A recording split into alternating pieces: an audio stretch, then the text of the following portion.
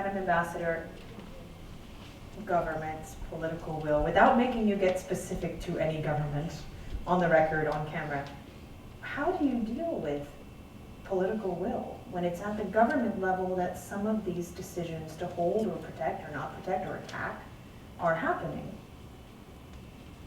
It's like there's no grid, there's no, what do we turn to if not those who are supposed to be in control of a situation? Or how, let me ask it another way that might be more comfortable. Which is, how do we square in this room, people who care about this issue, how do we wrap our heads around what they're supposed to be doing and how we get them to do it without citing any specific cases? Because it's not going to happen without their participation. That's exactly the problem. It will not happen without a political will and without their participation, and certainly at an international level. We have, I think, to continue creating the norms and the legislation with a hope that sooner or later, at least to some extent in some parts of the world, this will be translated into action. But again, I think if you look at the situation that journalists are in, certainly it's a microcosm, it's a reflection of the broader problems of the society.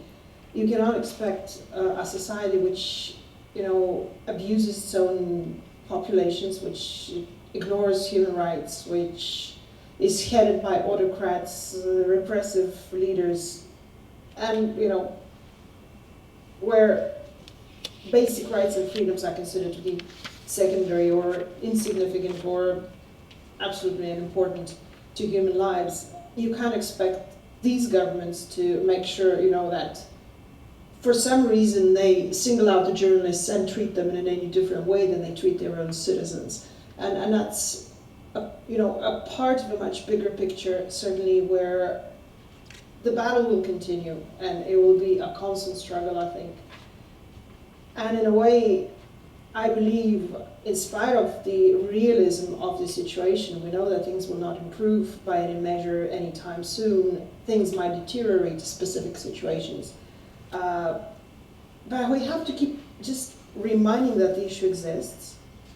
And we have to keep creating that context. And what I like about what you're doing now with the journalists that are jailed, you're sending names one by one after another, all day long. Yeah. At least that's what I saw today. Yeah. To remind that these people exist and they are in jail, and they're in jail for just simply doing their job. Nobody should be implicated for simply doing the job. It doesn't make any sense because, otherwise the whole society will stop if we're all guilty for being who we are, for being human beings, being, bakers, journalists, professors. It doesn't make sense. It just, creating that critical mass is very difficult, but I think it's very important. And I wish, there was more of an attempt to really draw attention internationally, as you do, to the journalists who have been jailed, the journalists who have been killed. The very fact that you keep writing about it and sending the information that 95% of the cases when journalists are killed, we have no trials, we have no perpetrators found, discovered. Even if these are found, it doesn't go to the sentence, which is an incredible degree of abnormality, even in the context of the overall justice systems. It is something absolutely glaring. And again, I think we have to make noise about this at all possible levels. We have to make noise about the local journalists and local bloggers and local freelancers, again, because quite often Raqqa is being slaughtered silently. Fortunately, we know that name. But how many others are there like this who are doing the job and we don't even know the names? How many local journalists get killed? We don't even realize that they were killed. And it's, again, it's some kind of lifeline for the local populations to know, for the rest of the world to know what happened. So I think I don't see any quick solutions. I can see a role of regional organizations or United Nations in creating the normative base, in providing some sort of context where things can happen.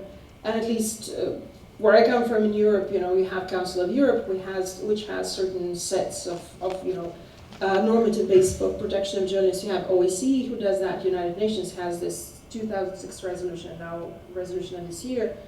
the very fact that it's so hard to get a resolution done in the Security Council shows how complex the issue is, because we've had to wait for some 10 years to have a new text adapted to the current situation where the local conditions have changed, where terrorism has become a problem, in which still makes operation for journalists much more complicated, much more risky.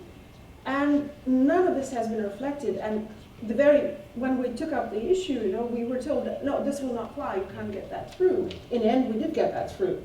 But there's a degree of inbuilt skepticism. Why do we have to deal with that such a small number of, there are millions of people being, affected and hundreds of thousands killed like in Syria, and why do you have to deal with 1,000 journalists who were killed?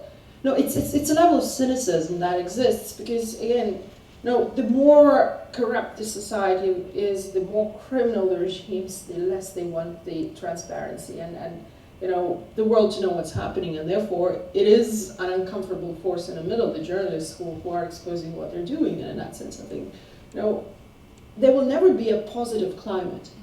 But the pressure from NGOs, from media groups, those who work on the ground, and I feel I think it's very important to just keep reminding that we will not let them, go as easy as they want. That this issue will stay there on agenda, and that mustering more support from various ends, from various sides, in the civil society in particular, because again, it's a lifeline for the civil society. When free word is lost, the civil society is gone as well. So I think we have to just keep doing it, even though realistically we understand that it's a very unequal battle.